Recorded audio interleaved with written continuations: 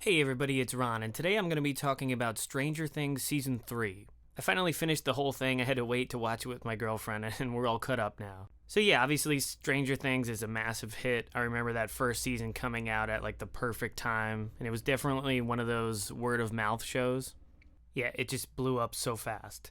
I remember liking it but not loving it the first time, and then before season 2 came out, I rewatched the first season again and I liked it a lot better the second time. Now, this might be an unpopular opinion, but I think I liked season 2 better than this one, and that's the season that people were generally thinking was the weakest, but I liked it.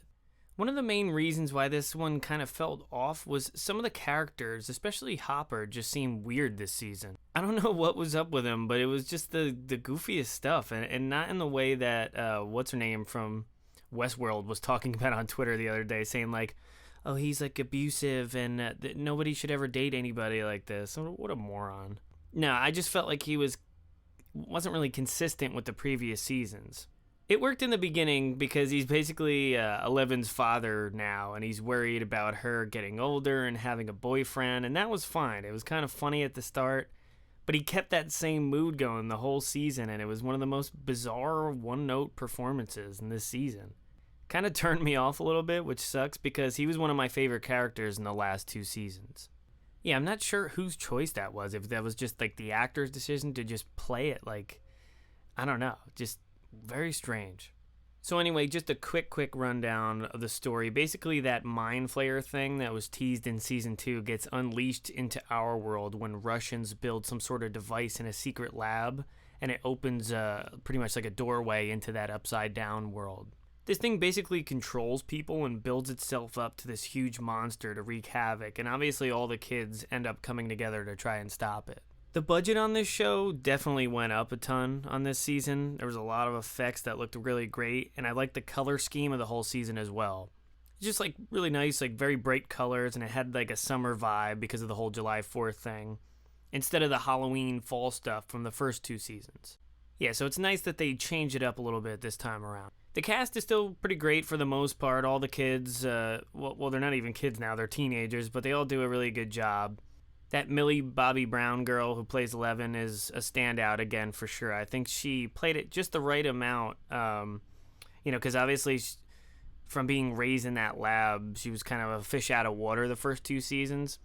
And this is probably a couple of years later. She finds a nice balance of being a little more wise, but still has that innocence from the first 2. So yeah, I thought that was really well done. The soundtrack was pretty good, but I did feel like they were beating you over the head with the nostalgia sometimes, and it reminded me a little bit of the Suicide Squad movie, where it's just relentless, one song after another, like, remember this song, remember this song, remember this song? It got a little tiring, so. I don't know if it's just me, but even though the budget was obviously bigger this season, it felt kind of small to me still. Most of it took place at the mall or in someone's house for the most part, and it just didn't feel as grand to me. Alright, so I'm going to get into some spoilers now, so if you haven't seen the whole thing, you could just duck out now.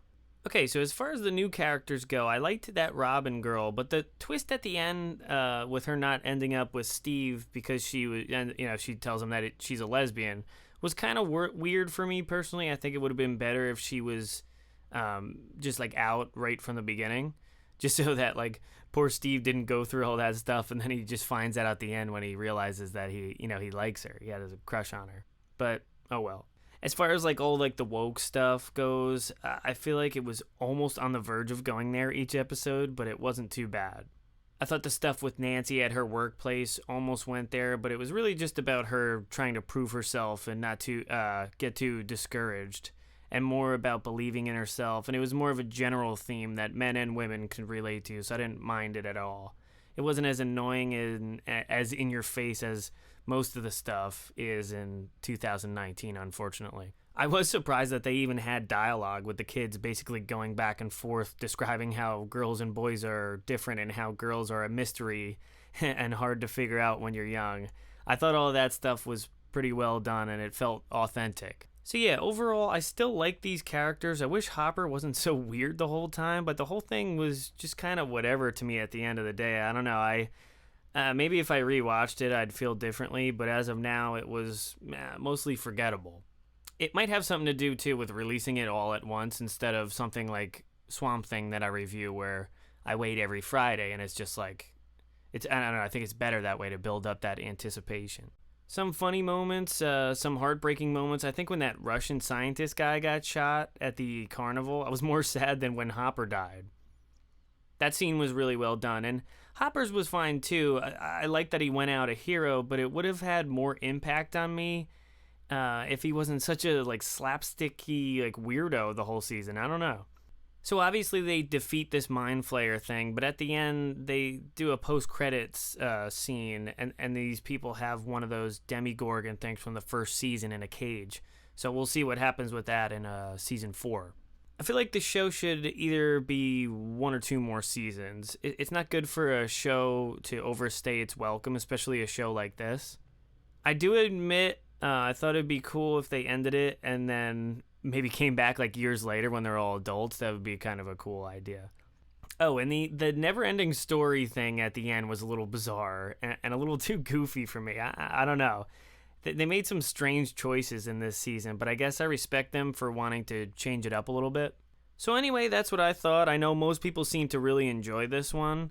I'd say I'm somewhere in the middle. I didn't love it, didn't hate it, but the 8 episodes definitely flew by. So let me know what you guys think in the comments, and make sure to like and subscribe if you're digging the channel. Thanks for watching.